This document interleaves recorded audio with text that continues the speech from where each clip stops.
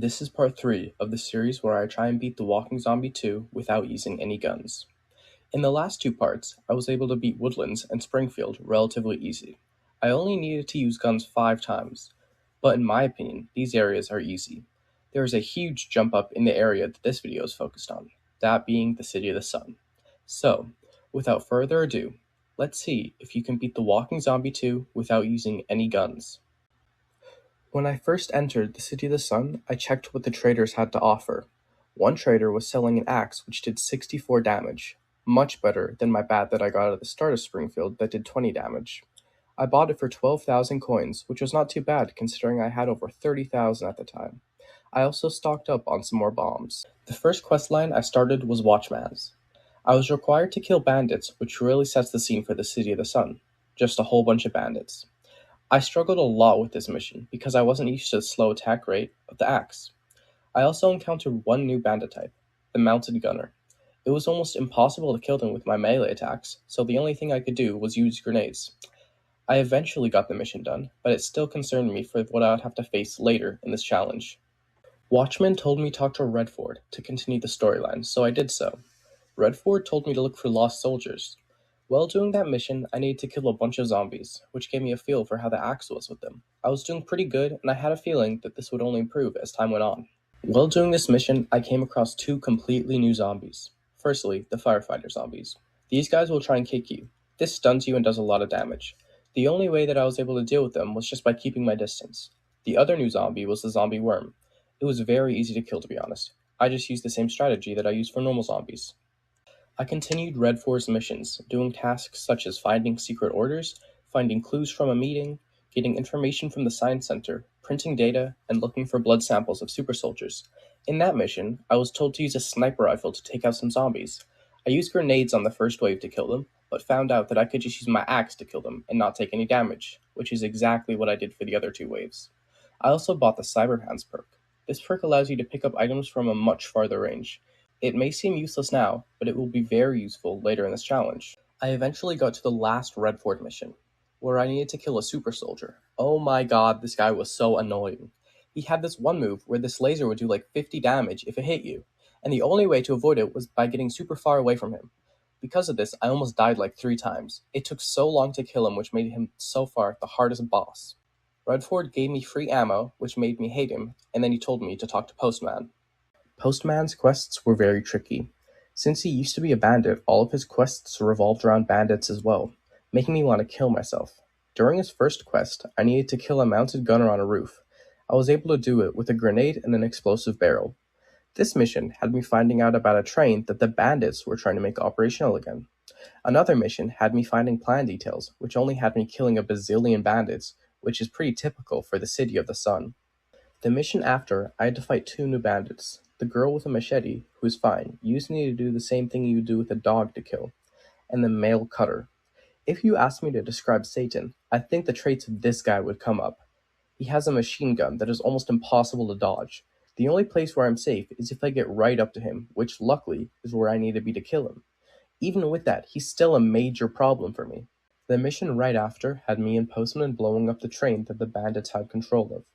This had me killing even more bandits.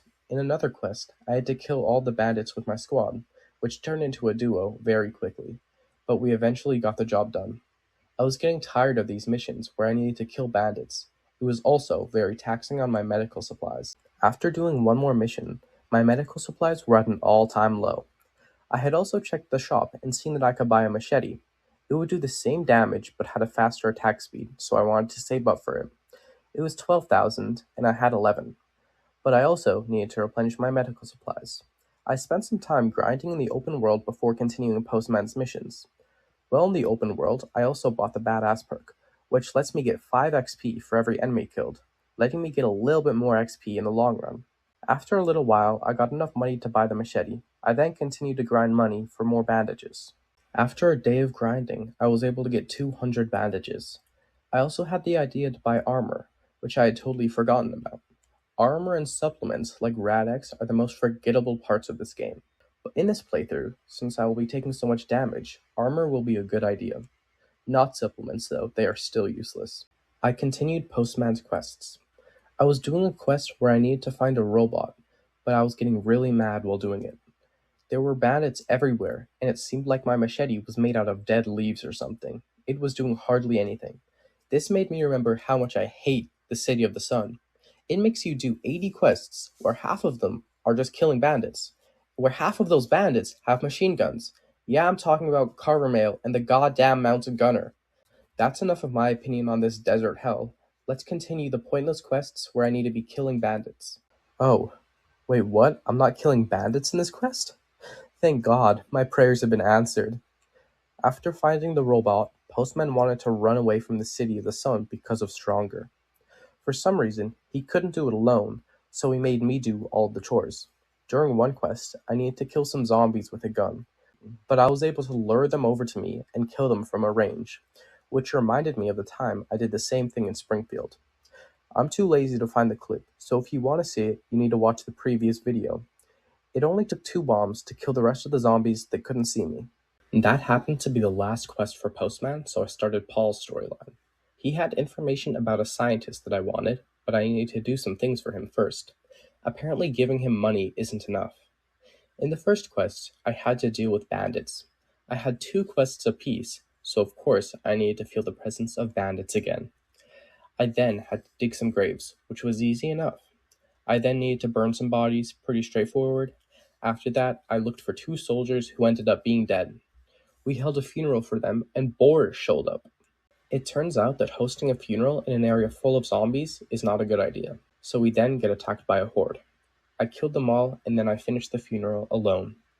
After all of that, Paul finally tells us the information that we asked for in the first place. He tells us where the bandits have a secret base and makes me investigate it. While there, we overhear their super evil plans, and also get a glimpse of the next boss. After that quest, I needed to go back to Springfield for something. I wasn't paying enough attention, so I don't know why, but I think it was something to do with a guy named Enforcer and me needing to pay him money, which I was pretty low on at the time. After that was the boss fight against the killer. What a name. At first, I was scared to fight him because he did a little tornado attack, but I learned that if I stand next to him, the only thing he does is a melee attack that doesn't do too much damage. I was able to take him out relatively easy. That marks the end of Paul's quests. He told me to talk to Phoebe, so that is exactly not what I did.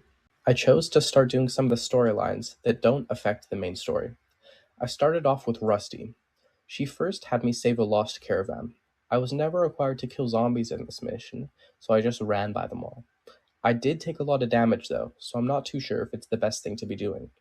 Rusty then had me setting up a pipeline for water. In one of the missions, I need to kill bandits, of course. In the mission after, I had to clear out some zombies.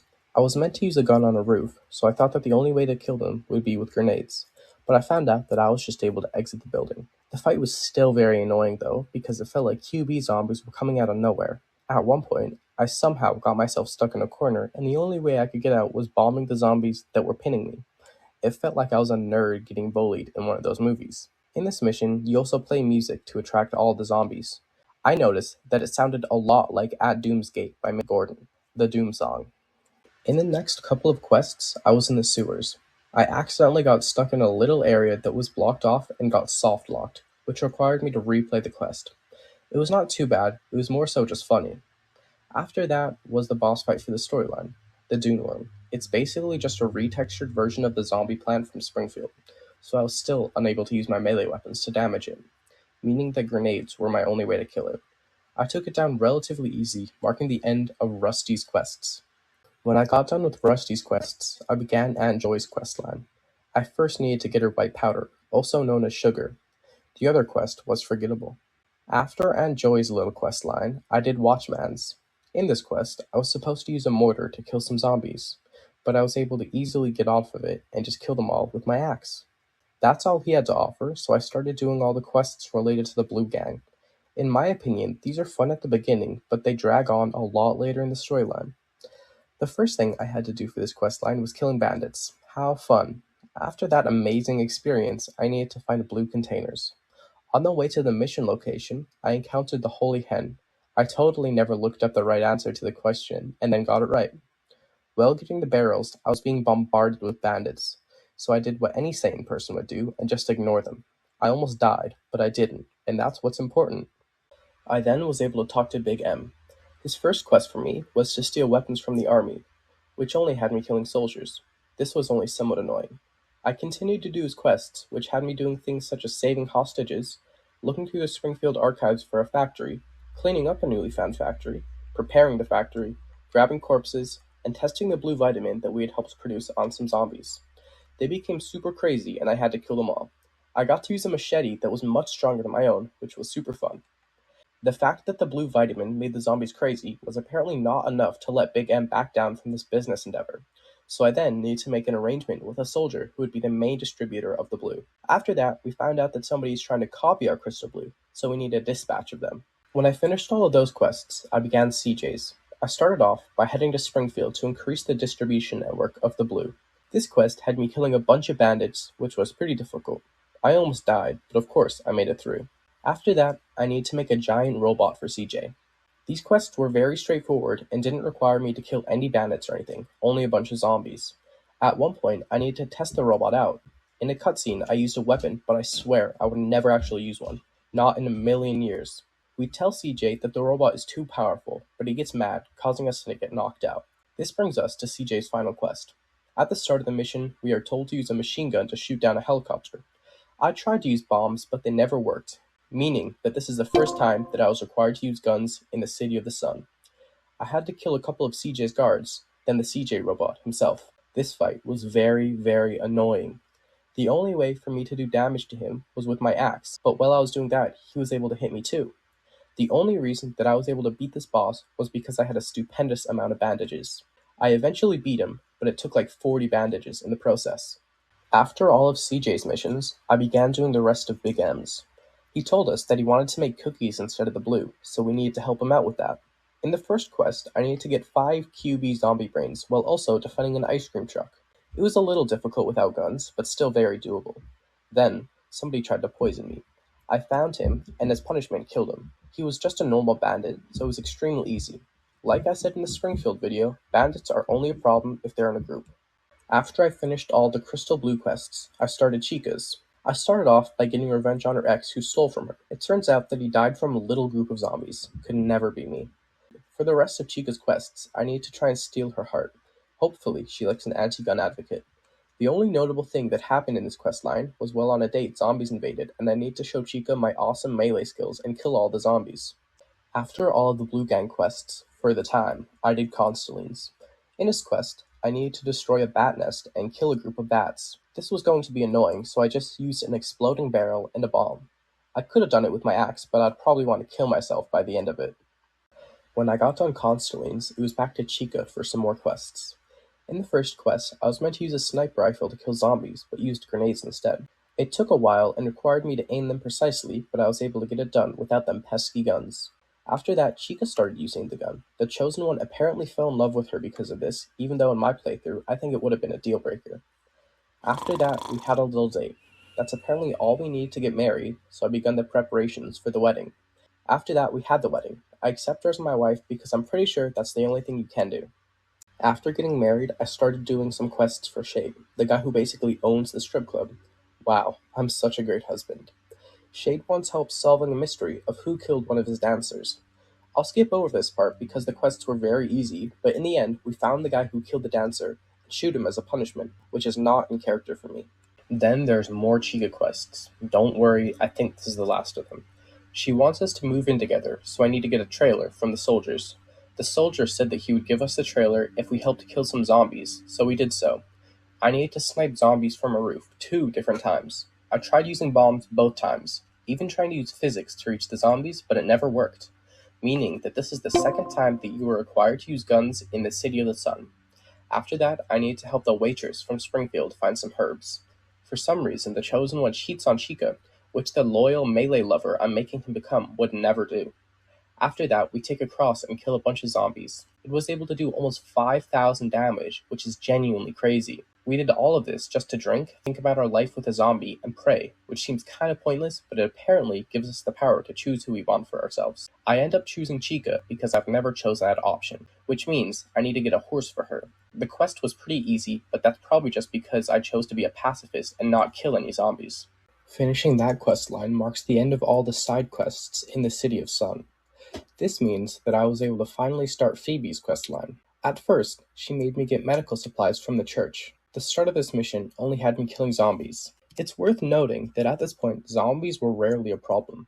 The only times I would get hit was either if there was a group of pukers, I was in close quarters, or a QB and/or zombie dog snuck up on me. At the end of this mission, I needed to kill a couple of bandits, which was a little challenging, but nothing close to what Postman would have me doing.